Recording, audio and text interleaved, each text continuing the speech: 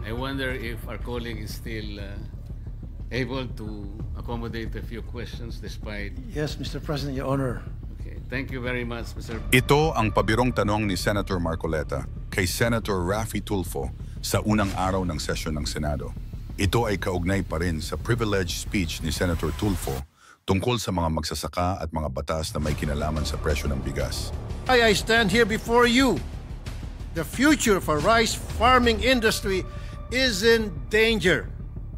And our farmers are losing up to 54 billion pesos because of existing policies. Dito ay di na nga napigilan ni Senator Marcoleta ang magtanong. Your Honor, alam po ba ninyo ang nakakain ng isang Pilipino na bigas sa loob ng isang taon? I don't have that data, Mr. President, Your Honor. Dagdag pa nito talamak ang corruption at kailangan ng agarang investigasyon. So dito po, kitang-kita natin ang napakalaking corruption. Are you with me, Mr. President, Your Honor? Yes, Mr. President, Your Honor. Panoorin pa natin ito. Pero bago yan, huwag kamlimutang mag-like at subscribe para sa mga pinakabagong balita. Very much, Mr. President. I wonder if our colleague is still able to accommodate a few questions despite... Yes, Mr. President, Your Honor. Okay, thank you very much, Mr. President, Your Honor. Your Honor, alam po ba ninyo ang nakakain ng isang Pilipino na bigas sa loob ng isang taon? I don't have that data, Mr. President, Your Honor. According to the Philippine Statistics Authority, ang isang Pilipino po, ang tawag po nila rito ay per capita consumption of rice. 122 kilos daw po ang nakakain ng isang Pilipino sa loob ng isang taon.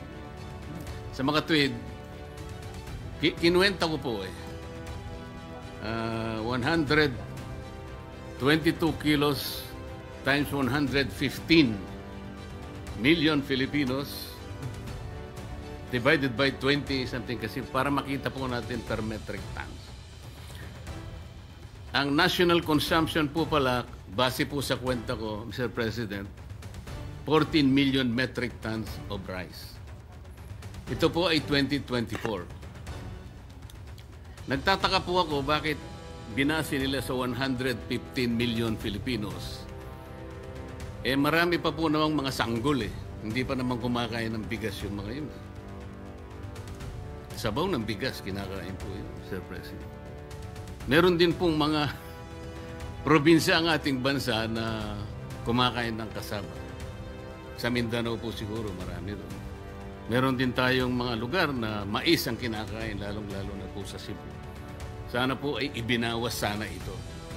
Ganun pa man, kahit na aminin po natin, Mr. President, na sa official record po ng PSA, ang atin pong consumption ay 15.5 million metric tons. Dinagdagan pa nga, 1 milyon sa kwenta ko. 1 milyon at kalahati. Tinanong ko rin po yung production natin on the same year. Ang sabi po nila, 19.3 million metric tons. So, sabi ko po, kukunti naman pala yung consumption natin. Mas malaki pa pala yung pinroduce natin, 19.3 million metric tons. Ipagpalagay mo ng 15.5 million metric tons ang kakainin ng bawat isang Pilipino. Di sana hindi tumaas ang presyo ng bigas. Wala pa pong importation dito, Mr. President. Sa production pa lang natin, kayang-kaya na nating takpan ang pangangailangan po ng bawat isang Pilipino. So nagtanong po ako sa aking mga kaibigan sa mga concerned agencies na ayaw na po nilang ipabanggit ang mga pangalan for obvious reasons. Paano po ako nangyari yun? This seems to be a very big conundrum for all of us. Hindi po nila mahipaliwanag, Mr. President. So dito po, kitang-kita natin ang napakalaking corruption na yung sinasabi po kanina ni Senator Jaime na supply chain. Kahit na po hindi natin tingnan dun Dito pa lang sa statistics na ito Sobra po ang ating production kaysa pangangailangan natin sa pagkain. Kaya nakakabahala po kung bakit wala pa pong importation dito, bakit ganun na po ang kinalabasan. Kagaya rin po ng mga nauna nag-interpellate na ako po'y tinawagan din ng ating mga kababayan na mga magsasaka sa Tarlac sapagkat ako naman po ay taga-Tarlac. At sa Pampanga, lalong-lalo na po ang Pampanga, sa Minalin, sa Florida Blanca, Candaba at Santa Ana. Halos umiiyak po sila one month ago sapagkat yung pong bagong gapas na palay ay binibili na lamang po between 7 to 8 pesos per kilo. Ang nabilad naman po, Mr. President, Your Honor, 11 to 12 pesos per kilo. Sabi po nila, umiiyak po sila literally. Nakakaawa po ang kanilang kalagayan kaya biniro ko na lamang po sila. Bakit ako po ang tinawagan ninyo? Kasi po Kapampangan kayo. Si Senador Lito Lapid, Kapampangan.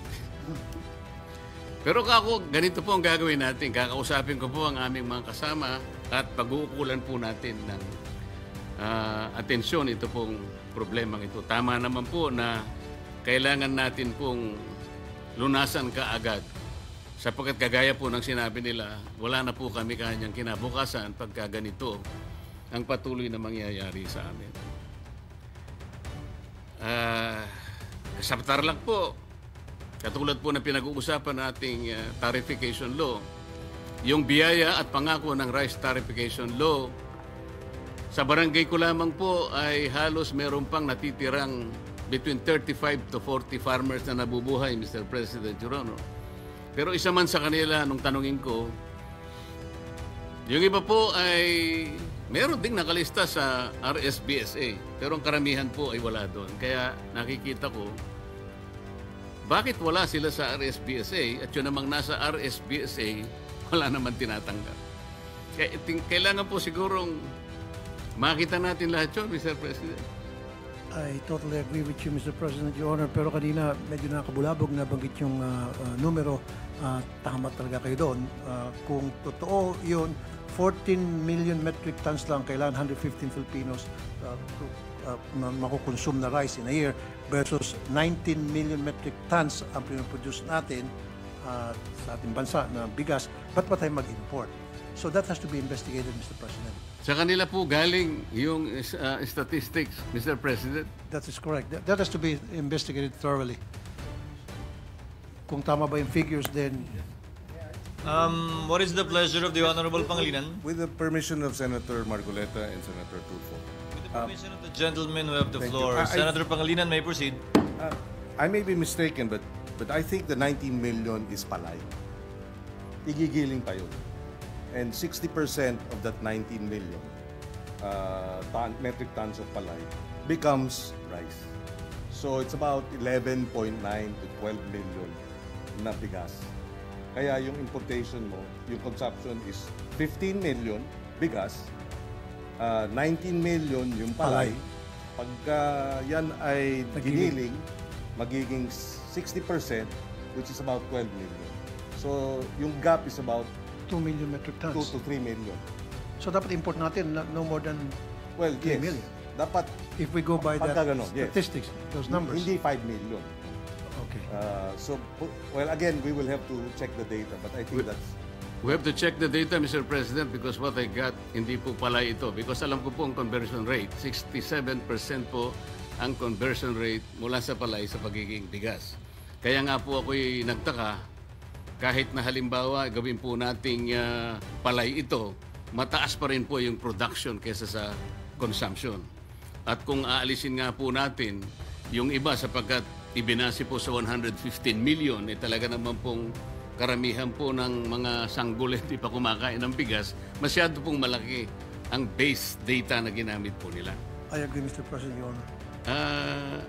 Mr. President, Your Honor, alam po ba ninyo na wala pong continuing o permanent commission para sa agriculture? Hindi po kagaya ng EDCOM. Meron po tayong Education Commission na ito po ay created by law. Kaya po ito ay tuloy-tuloy na nagagampanan nila yung pagsasakatuparan ng pagre-review, pagre-revisa, yung progreso ng ating educational system. Ganon din po ang kuryente, ang energy sector po natin. Merong itinalagang JCEC kung tawagin. Ito po yung Joint Congressional Energy Commission na ito po ginawa rin ng batas. Pero ito pong agriculture, Mr. President, Your Honor, baka magtaka kayo, yung kauna-unahan po na joint commission o joint resolution ay nangyari lamang po sa pamagitan ng isang ang Congressional Commission ay ang ginamit lamang po ay Joint Resolution number 1. Hindi po batas. At ito po ay nangyari during the 10th Congress.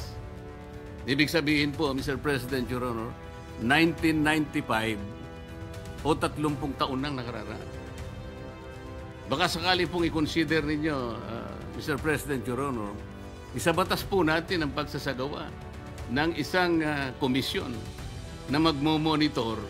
Kasama po ninyo ako doon sapagkat ako po ay isa ring magsasaka. Para sa ganun po, tuloy-tuloy ang pagsasagawa ng kanilang tungkulin. Sapagkat ang agriculture po ay may tuturing nating economic backbone ng ating bansa. Mahalaga po ang kuryente, mahalaga ang education. Ngunit hindi natin matatawaran na mahalaga din po ang agriculture. Tama po ba? I definitely agree with you, Mr. President, Your Honor.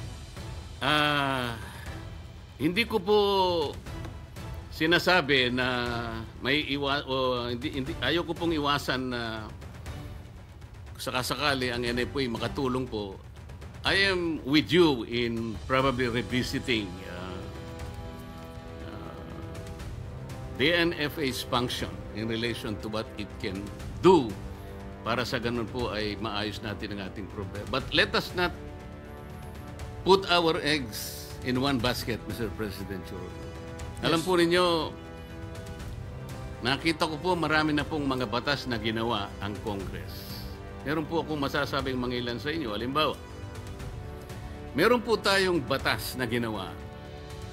Hindi ko na lang kung maalala, ilang taon na nakararaan. Na doon po ay nagkaroon ng mandato na bigyan natin ng guaranteed price ang palay. Let us revisit that, Mr. President. Nandun po sa batas yun. Guaranteed price for palay. Ngunit hindi natutupad. Hindi nangyari. Sapagkat ang problema po rito ay implementation. Meron din po tayong batas, Mr. President, Your Honor, na nagpanukala o ang kanyang layunin, lahat po ng makinarya, mga equipment na gagamitin po ng ating mga magsasaka ay dito na lamang sa ating bansa gagawin. Batas po yun. Kailanman hindi nagkaroon ng katuparan. Hanggang ngayon po nag-i-import tayo. Meron din po tayong batas na nagsabi, kung hindi po ako nagkakamali dito sa Fisheries and Agriculture Modernization Act, kung saan po dedicated po yung mga lupa na kailangan pagtamnan. Ano man ang mangyari, hindi pwedeng palitan. Ngayon po, ang reclassification and conversion po ng mga lupa, kaliwat kanan na po ang nangyayari. Isang araw po gigising tayo, Mr. President. Baka wala na po tayong mapagtamnan. Kahit kangkong na lang. Are you with me, Mr. President, Your Honor? Yes, Mr. President, Your Honor. Meron pa pong batas, Mr. President, Your Honor. Nagtakda po yung batas na 25% ng loanable fund ng isang bangko ay ipapahiram sa mga magsasaka. Hindi po nangyayari. Ang bangko po siguro sapagkat masyadong commercialized. Pero yun po tumutukoy hindi lang private banks po pati public banks. Talagang kailangang bigyan 25% ng kanilang pondo ipautang. Gumawa po sila ng paraan para maiwasan ito, ibinigay sa mga mangungutang na kunwari related sa agriculture, doon po napunta kaya napakaraming warehouse po na nangyari. Pero sa farmer po, walang masya. Ano pong gusto kong ipaintindi, Mr. President? Ang oversight function po ng Congress ay napakabisa rin. Tingnan po natin, repasuhin natin lahat. At mula doon, marami po tayo may tutulong sa ating mga kababayan. Salamat po, Mr. President. Thank you, Mr. President. Good afternoon, Mr. President, distinguished colleagues. Today, I come before this body as the son of Isabela and as a Filipino. Isabela is widely known as the Rice Bowl of the North. Its land area of about 1 million hectares is mostly dedicated to the production of our country's food staple, rice. Napakahalaga po sa ating mga Pilipino ang bigas. Sa katunayan, noong mga bata pa po tayo, sinasabihan tayo ng ating mga magulang na ubusin ang kanin dahil bawat butil na natira ay isang araw daw sa purgatorio. That's how much we value rice. And that is why I stand here before you. The future for rice farming industry is in danger. And our farmers are losing up to 54 billion pesos because of existing policies. There are even reports from some farmers' groups of farmers' deaths, allegedly linked to low palay prices. The clamor for the review of the rice tarification law is more than just ripe. Malapit na pong mabulok. As of last week, Malacanang and the Department of Agriculture are pushing Congress to revisit the rice tarification law, or RTL, and give more regulatory functions to the National Food Authority. But before we delve into the review of the RTL, let us go back to the why of the RTL. The rice tarification law enacted in 2019 was a significant step toward liberalizing the rice industry in the Philippines. It aimed to stabilize rice prices and ensure food security by allowing the unrestricted importation of rice subject to tariffs. The RTL opened the floodgates to largely unregulated rice imports by private traders and stripped the NFA or its regulatory functions and confined its role to maintaining a buffer stock sourced from local palay. But of course, the RTL did not forget our local farmers because the tariffs collected from the imported rice were directed to what we call the Rice Competitive Enhancement Fund, or RCEF, designed to help farmers modernize through mechanization, input subsidies, and financial assistance. In December 2024, the RTL was amended to extend RCEF funding until 2031 and triple its budget to 30 billion pesos.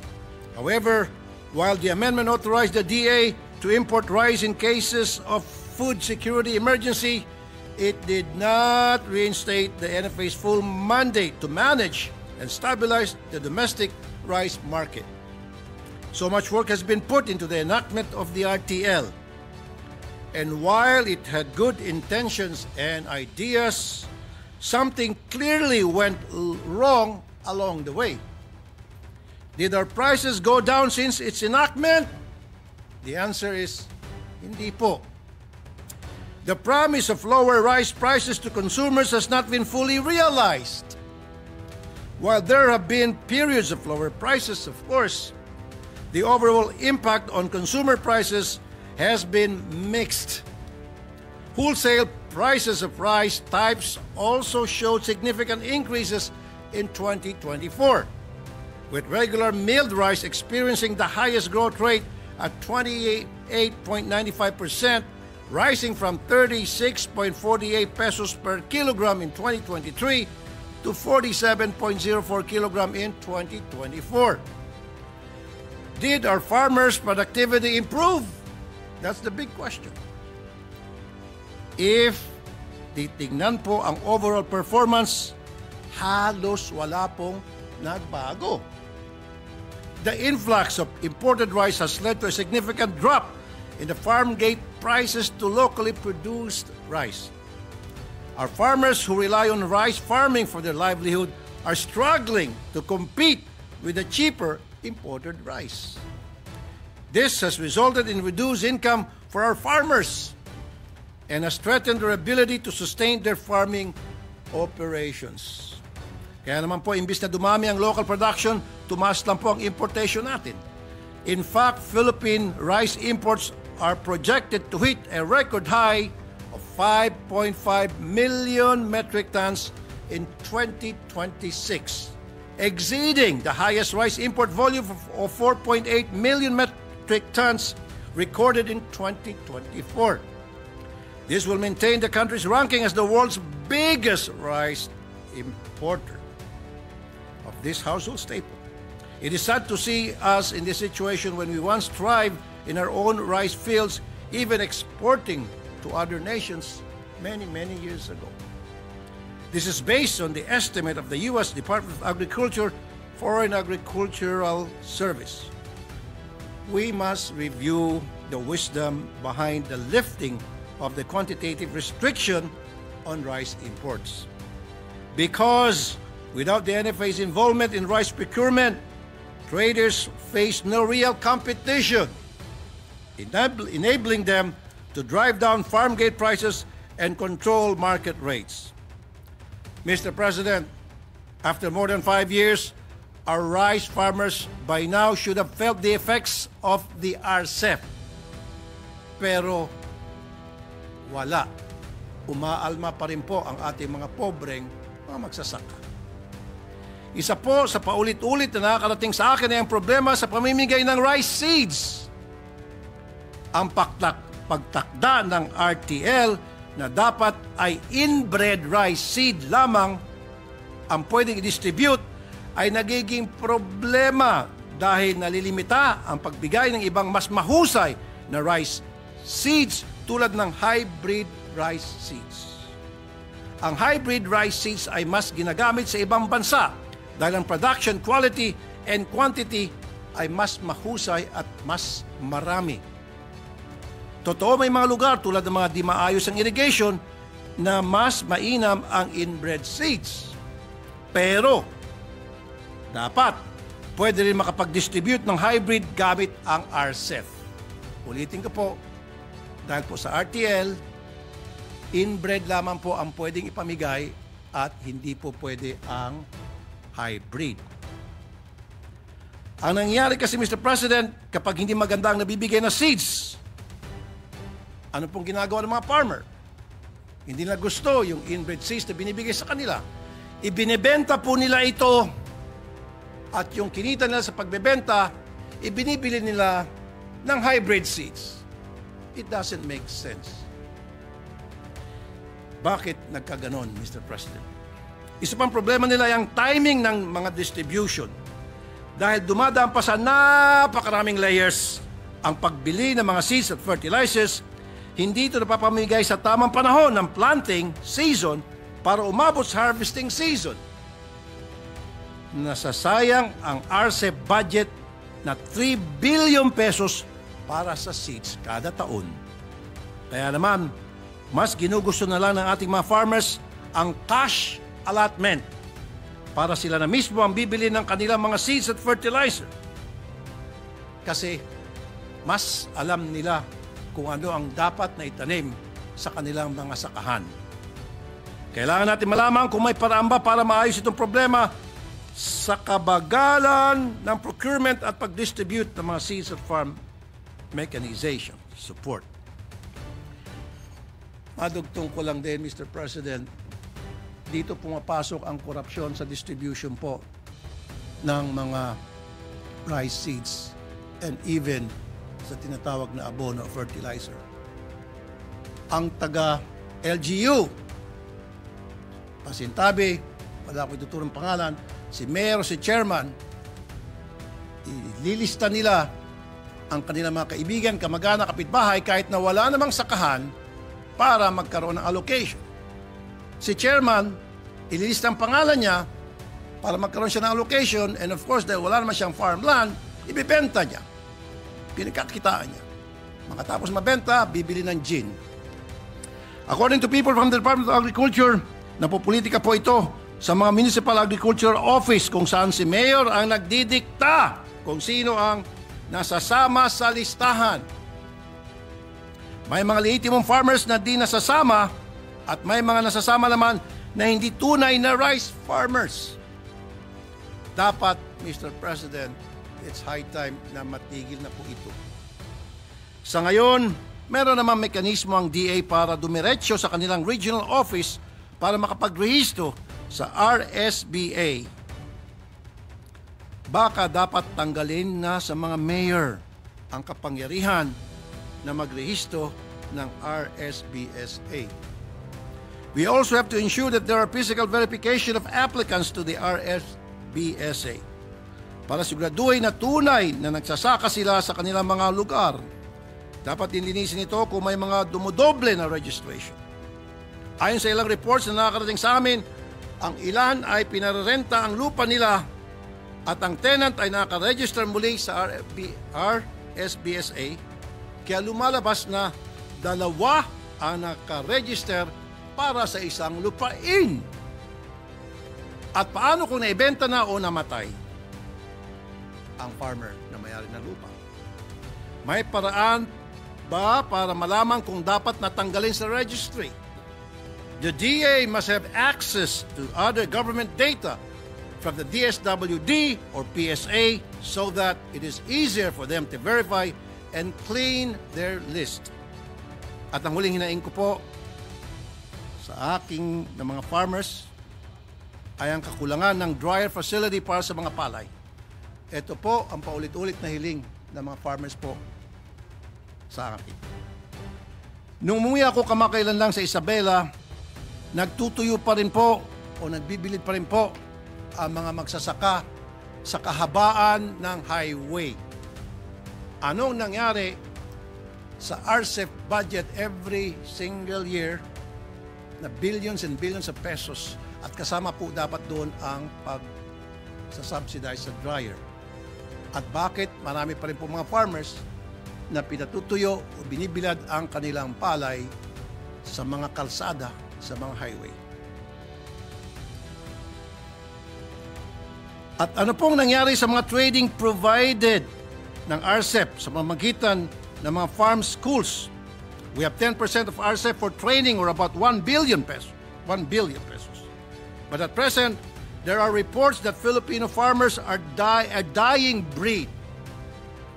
Young farmers do not see farming as a way to sustain their families. Umaayaw na po ang mga next generation farmers.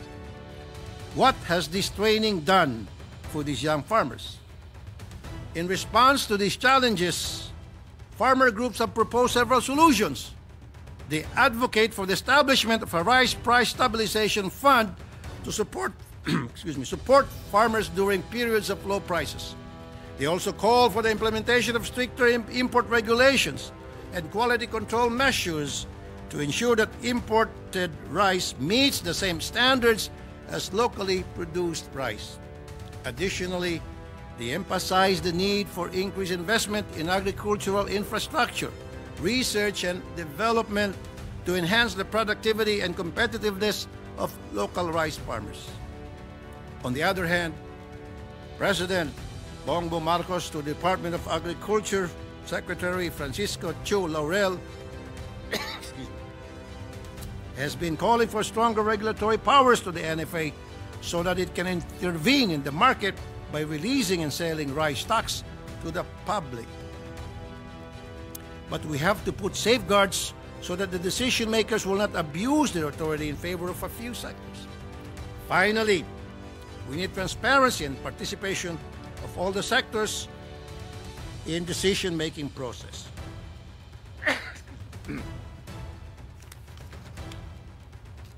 To support this policy shift, House Speaker Martin Romualdez has filed House Bill Number 1, or the RISE Act. The bill aims to restore the National Food Authority's regulatory powers, authorize the DA to restrict imports, particularly during harvest season, and allow the government to set a floor price for palay. And there are several resolutions in the Senate seeking the review of the RTL, including those filed by Senator Erwin Tulfo and Agriculture, Food and Agrarian Reform Committee Chair Senator Francis Pangilinan. Mr. President, politics aside, everyone has good intentions for our dear rice farmers and our rice farming industry. I hope that we can all work together in championing the welfare and livelihood of our farmers. As representatives, we are supposed to make policies for the people, and let us get out of our bubble and put ourselves in this situation. In conclusion, it is clear that revision are necessary to address its shortcomings. We must strike a balance between liberalizing the rice market and protecting the interests of our local farmers. Maraming salamat po, Mr. President.